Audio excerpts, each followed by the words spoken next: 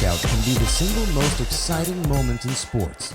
A precise combination or a single powerful blow brings the crowd to an instant uproar. Most often overlooked is the power of avoiding contact. Defense is greatly unappreciated. People, particularly the fans, want to see two guys clobber the bejabbers out of each other. I don't think the judges appreciate it at all. It's supposed to be the sweet science, the ability to hit and not get hit.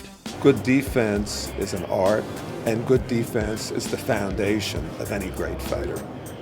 No one in boxing history was as renowned for the art of great defense as the slick featherweight king of the 1940s, Willie Pep. Willie was a moonbeam. You couldn't catch him.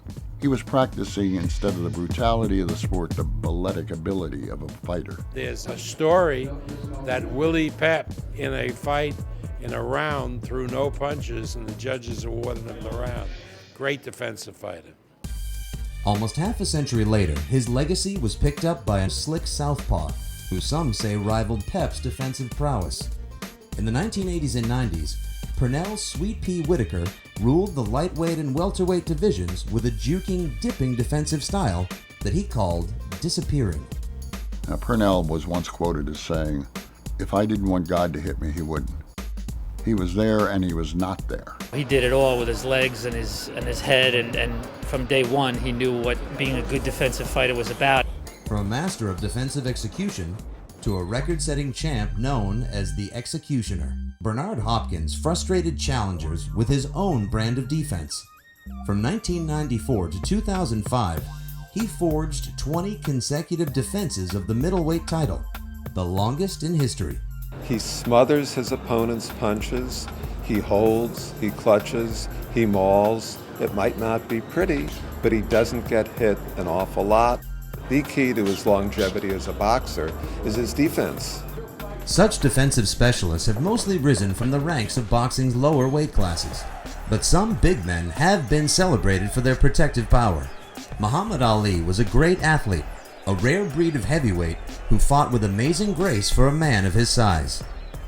To be a great defensive fighter, you have to have tremendous reflexes and tremendous speed. And Ali had both. While Ali used stylized nuance, Mike Tyson was a young knockout artist whose best defense was his offense.